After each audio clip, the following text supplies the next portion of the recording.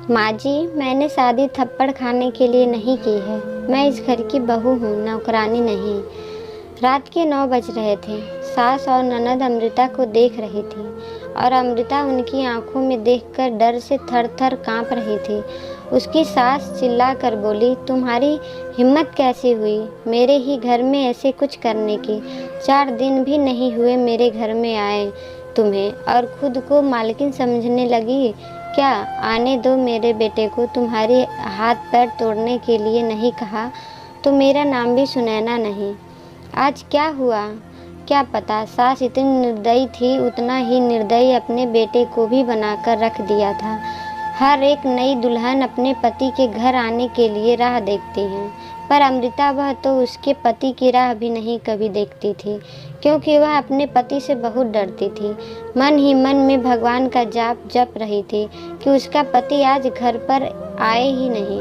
पर जब तक उसका पति घर पर ना आए तब तक उसके सास खाना खाने नहीं देती। इतनी निर्दयी उसकी सास ने रसोई घर को ताला लगा रखा था।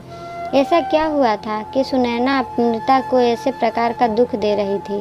और अमृता के पति मतलब अजय का ऐसा क्यों स्वभाव था कि नई दुल्हन होकर भी वह अपने पति की राह नहीं देखती थी? अमृता की शादी अजय से 5 महीने पहले हुई थी। अमृता के माँ बाप नहीं थे। 12वीं की पढ़ाई होते ही उसके चाचा चाची ने उसकी शादी करवा दी थी। अमृता की जिम्मेदारी से उसके चाचा चाची मुक्त हो गए। उसकी चाची ने उसकी शादी के बाद के त्यौहार भी मनाए नहीं। उसे 4 दिन के लिए मायके में त्यौहार मनाने के लिए बुलाया भी नहीं। उसकी शादी करके जिम्मेदारी से मुक्त हो गए। बस अमृता के ससुराल में उसकी सास सुनैना, पति अजय और ननद मोनिका, जिसकी शादी पक्की करके सगाई कर दी थी। छोटा सा परिवार था। सुखी और शांतिपूर्वक गृहस्थी के सपने लेकर अमृता इस घर में आई थी। पर सपना तो सपना ही होता है। हर समय सपना सच होना कम मुमकिन होता है। उसका भी सुखी गृहस्थी का सपना तो सपना ही रह गया।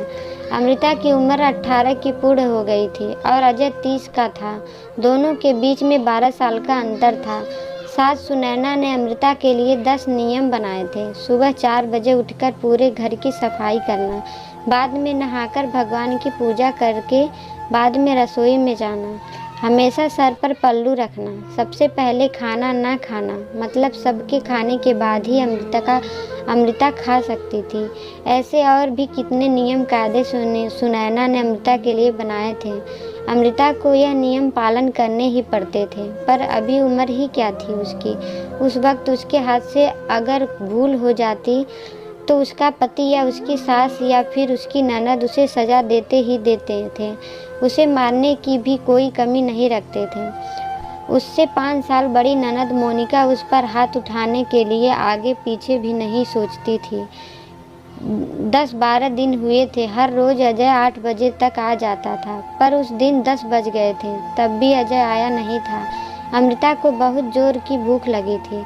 उसने खुद के लिए थाली बनाई और रसोई में खाने के लिए बैठी। अभी पहला निवाला मुँह में ही डाला था कि तभी उसकी सास ने देख लिया। उस पर उसकी सास चिल्लाई। वो अमृता से सहन नहीं हुआ। तब अमृता बोली, वह अभी तक नहीं आए, मुझे बहुत भूख लगी थी इसलिए खाने के लिए बैठी हूँ। सास कुछ बोलने वाली थी, तभी मोनिका आगे आई और अमृता को चाटा मारा। तुम्हारी हिम्मत कैसी हुई मेरी माँ के सामने बोलने की? तुम्हारे घर में तुम्हें खाना नहीं मिलता था क्या? मेरा भाई तुम्हारा पति है, उसका राह नहीं देख सकती क्या? अरे औरतें अपने पति के लिए क्या क्या नहीं करती हैं। उतने में सास बोली, रहने दे मोनिका, क्यों इसको संस्कार सिखा रही है? माँ बाप तो रहे नहीं और चाचा चाची ने ऐसी लड़की हमारे पल्ले बांध रखी है। दे तू चल बाहर, मैं ही रसोई में ताला लगा देती हूँ। और उसे रसोई से बाहर ढकेल कर ताला लगा देती हूँ। अमृता आंखों में आंसू लेकर बस देखती ही रह गई। 11:30 बज रहे थे। अजय घर आया, तभी सुनैना और मोनिका ने मिर्च मसाला लगाकर अमृता के खिलाफ अजय को भड़काया। वह तो माँ का इतना भक्त था कि सुनकर उसने गुस्से में आकर अमृता को थप्पड़ मारा। उसे उस दिन खाना भी नहीं मिला। आज की ही बात देख लो। अमृता रसोई घर में खाना बनाकर सुनैना और मोनिका को खाना दे रही थी। दोनों हॉल में टीवी देखते देखते खाना खा रही थी और इधर अमृता एक गरम गरम रोटी उसको परोस रख रही थी। आज सुबह अमृता को सिर्फ एक ही रोटी उसके सास ने खाने को दी थी। अमृता को बहुत ज़ोर से भूख लगी थी, पर अजय को 10 बजे के पहले आने वाला नहीं था। पर अमृता को भूख सहन नहीं हो रही थी। सास और मोनिका का खाना खाने से पहले, रसोई घर को ताला लगाने से पहले अमृता ने जल्दी से रोटी अपने पल्लू में बांध कर रखी। जब माँ बेटी का खाना होने के बाद उन्होंने अमृता को बाहर निकालकर रसोई घर पर ताला लगा दिया और दोनों उसके रूम में आराम करने के लिए निकल गए। उसने पल्लू में बंधी रोटी निकाली और रोटी वैसे ही बिना सब्जी के खाने लगी। रोटी खाते खाते उसकी आंखों से आंसू बह रहे थे। उसका स्वाभिमान इस बात के लिए रजामंदी नहीं दे रहा था, लेकिन क्या करे, यह भी उसे समझ आ रहा था। ठीक उसी समय सुनैना कोई काम के लिए उधर आई और उसने अमृता को रोटी खाते हुए देख लिया।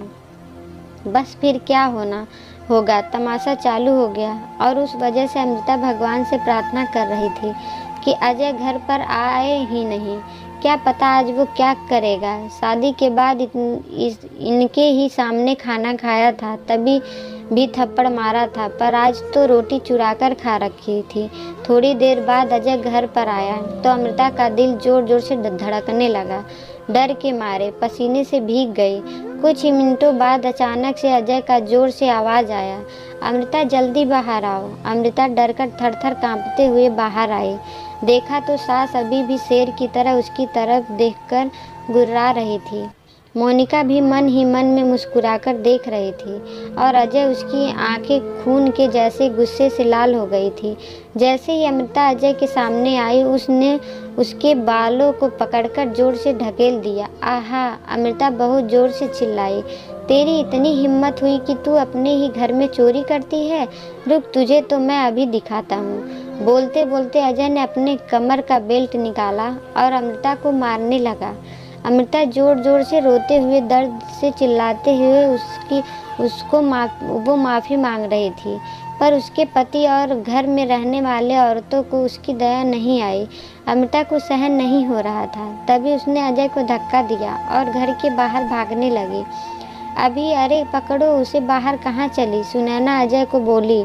तभी अजय बोला, जाने दो माँ, भाग भाग कर कहाँ जाएगी? कहाँ? उसे पालने के लिए उसके मायके वाले हैं जो उसे संभाल लेंगे। आएगी वापस घूम के यहीं पर, जाने दो। उसके पहले मुझे खाना परोसो, मुझे बहुत ज़ोर से भूख लगी है। अजय का बोलना सुनकर सुनैना ने अजय को खाना दिया और आज भी सभी खाने के लिए बैठे, पर अमृता की याद किसी को भी नहीं आई। बाद में थोड़ी देर बाद अमृता घर पर आई। उसे देखकर तीनों राक्षस जैसे हंसते हंसते उसके सामने खड़े हुए। आ गई क्या वापस महारानी? क्या हुआ? मायके वालों ने घर पर नहीं लिया? सुनैना ने उसे टोट मारा। तभी अजय उसे बोला, जब तक तुम मेरे पैरों पर अपनी नाक नहीं रगड़ती, तब तक मैं तुम्हें घर के अंदर नहीं आने दूंगा। मुझे धक्का देकर चली गई थी ना? हाँ भैया, इतनी जल्दी से माफ़ मत करना। अब अगर इसे माफ़ किया तो ना कल यह सिर पर चढ़कर नाचने लगेगी। ऐसी लड़की का क्या भरोसा? अरे भरोसा तो अभी हमें तो तुम पर भी नहीं हो रहा है। जो अपनी भाभी का सम्मान नहीं कर सकती, वह लड़की हमारे घर का क्या मान बढ़ाएगी? अचानक अमृता की पीठ के पीछे से मोनिका के होने वाले ससुर की आवाज़ आई और वह अंदर आए। उन्हें देखते ही तीनों के चेहरे का रंग उड़ गया। अरे समधी जी, आप कब आए? सुनैना साड़ी ठीक करके माथे पर पल्लू लेकर बोलने लगी। उसी वक्त आया जिस वक्त आपकी बहू रास्ते से इधर उधर भाग रही थी। अच्छा हुआ अभी से ही तुम्हारा असली चेहरा हमने देख लिया। मैं आया नहीं तो हमारे घर की बर्बादी हो गई होती। अगर ऐसी बहू हमारे घर आई होती तो मोनिका के होने वाले ससुर उसकी तरफ हाथ दिखाकर बोले, नहीं नहीं, आपको कोई गलतफहमी हो गई पापा, आप अंदर तो आइए, मैं आपको सब बताती हूँ। मोनिका ने ऐसे बोली तो उसके ससुर बोले, कौन से पापा? किसके पापा? माफ़ करो, हमें अब आपके साथ कोई भी रिश्ता नहीं करना, और जो आपको समझाना है ना, वो बाहर खड़े पुलिस को बताना। अचानक पीठ के पीछे से पुलिस अंदर आई। पुलिस को देखकर उन तीनों की बोलती बंद हो गई। क्या बोले कुछ समझ नहीं आ रहा था। तभी सुनैना नरम आवाज़ से अमृता को बोली, अरे बहू, छोटी बात पर कोई पुलिस को बुलाता है क्या? छोटी सी गलतफहमी हो गई है ना। और ऐसी छोटी सी बड़ी परीक्षा हर एक औरत को शादी के बाद देनी ही पड़ती है। और यह तो तुम्हारा ससुराल है ना। ससुराल वालों का मान रखना तो तुम्हारा कर्तव्य है बेटा। माफ़ कीजिए सासू जी, मुझे ऐसी परीक्षा देने का कोई शौक़ नहीं। मैंने शादी थप्पड़ खाने के लिए नहीं की थी। ये ऐसा कैसा ससुराल जहाँ मुझे रोटी भी चुरा कर खानी पड़ती थी। अपने मुझे कमज़ोर समझा था क्या? मेरा मायका नहीं है पर मैं कमज़ोर नहीं हूँ। अभी यही संस्कार अपने बच्चों को जेल में देना। अंत में पुलिस ने उन तीनों को पकड़कर जेल के अंदर डाला। मोनिका के ससुराल वालों ने शादी तोड़ दी और अमृता को एक स्वयं सेवक संस्था ने आगे जाने का मार्ग दिखाया। अमृता संस्था के साथ में काम करके लोगों के घर में होने वाले घरेलू हिंसा के बारे में जागरूकता फैलाने लगी। उसने अभी यही मायने में ज़िंदगी की नई शुरुआत की थी। ये कहानी आपको कैसी लगी हमें कमेंट बॉक्स में ज़रूर बताएं और ऐसे ही कहानियों के लिए हमारे चैनल को सब्सक्राइब ज़रूर करें। वीडियो देखने के लिए आपका धन्यवाद।